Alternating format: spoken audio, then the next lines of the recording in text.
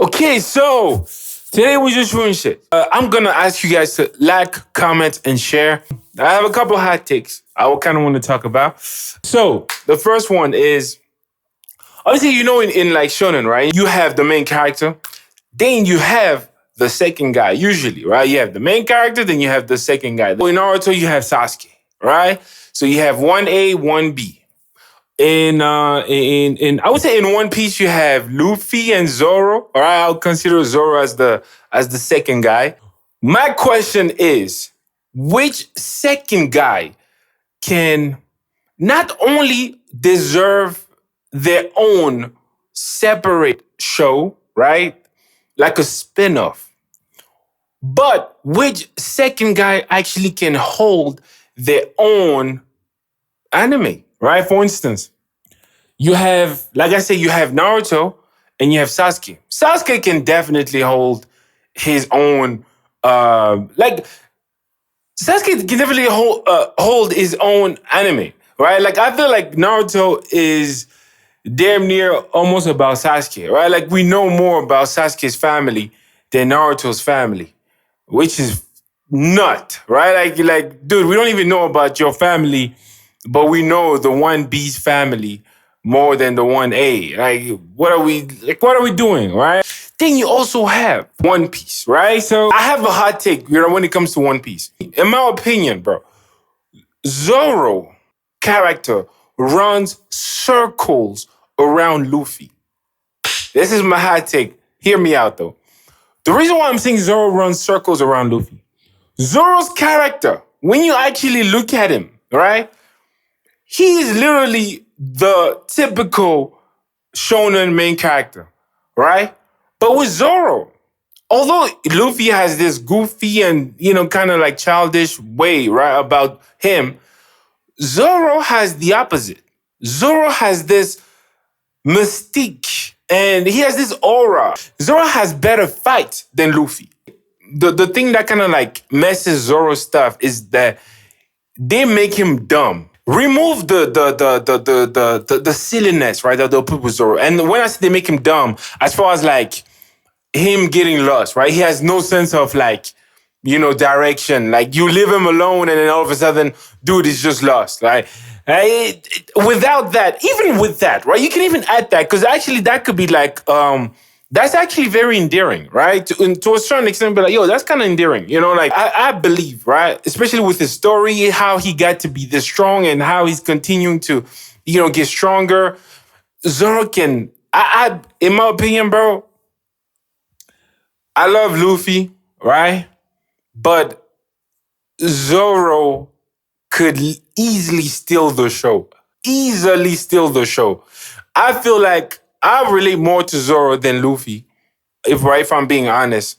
And I feel like if One Piece could do a spin-off around Zoro, my goodness, bro. My goodness. We like One Piece could end at 3, 4, 5,000 episodes.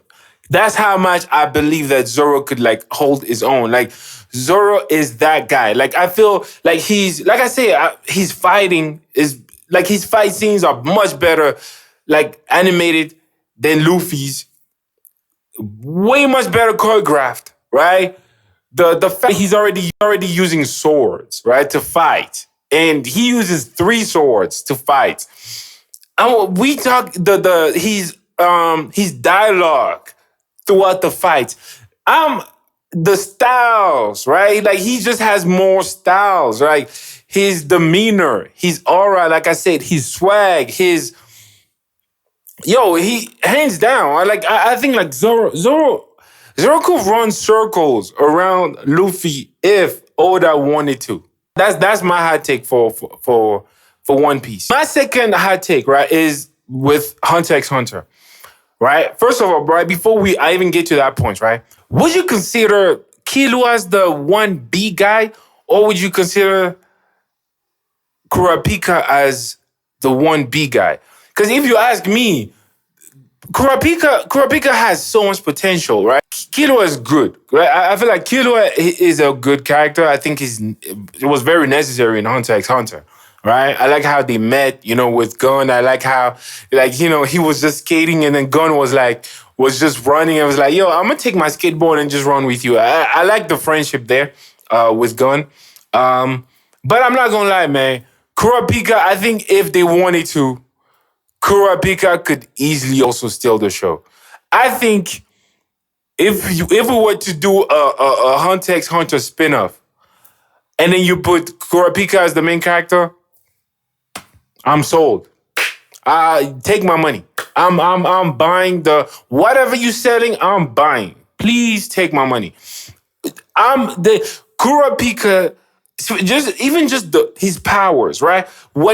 His family, like his lineage, right? His bloodline, dude, the whole thing. Take my money. Like I'm buying whatever they're selling with Kurapika. With Killua, obviously, with his dad, the whole thing with his dad, the whole story. I don't want to go too deep with that. How he was being mistreated and whatnot. How he even ran away. He even ran away and stuff. It's there, right? But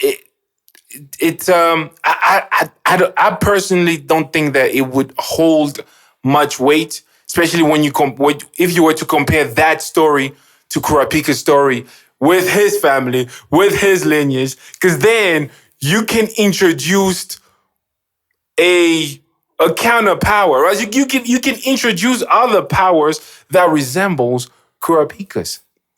You could introduce other powers that resembles Kurapika's. I am getting excited.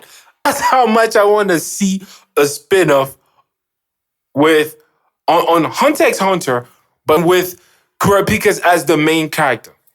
It would be amazing. It would be so good if that were to happen. Right? If One Piece were to do a spin-off on with Zoro as the main character, and then you do a spin-off on with Hunter x Hunter with Kurapika as the main character. Ooh. Ooh. Another hot take. We know JJK, the part 1 of Culling Game finished, right?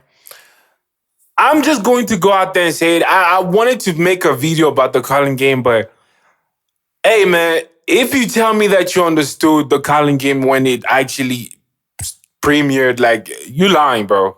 I'll call you Cap. I'll call Cap. I don't know why they made the Culling Game rules that complicated. Bro, I had to watch that shit 3 times. I watched it 3 times, bro. Why? And the things that I'm looking at the stuff, I'm like, are all these rules even going to even be applied? What's the point? You losing me. I kid you not, I had to rewatch it. I don't even do this usually, but I had to rewatch it in dub because I couldn't keep up. I couldn't keep up with the rules. Why are y'all making me watch it in dub? Right? I prefer my anime in sub.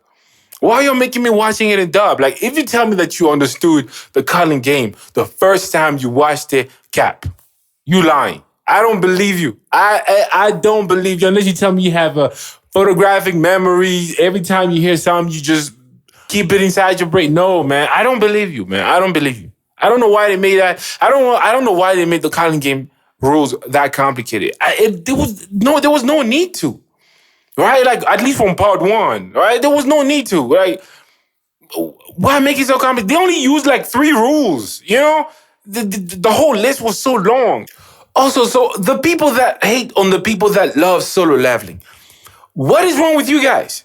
Why can I like Solo Leveling without being called childish or, I just like explosions and I don't like dialogue. I don't like complex, theory. No, bro. Why can't I just like Solo Leveling because I think it's a really good anime? Why do I gotta catch strays because I like Solo Leveling? Everybody that I talk to who doesn't like Solo Leveling, which is fine. We're not going to all like the same animes, right? But if you don't like an anime and I like it, especially when it comes to Solo Leveling, why do I gotta get the criticism of, you probably don't like dialogue, or you probably don't like, you only like things that explode, or you have a 5-year-old mindset. Come on, it's getting ridiculous. Like I don't know why it's such a thing, right? Even online, where people just be like, "Yo, if you like solo leveling, you just like explosions. You have a 5-year-old mindset." Like, just come on, man. Like, it's ridiculous.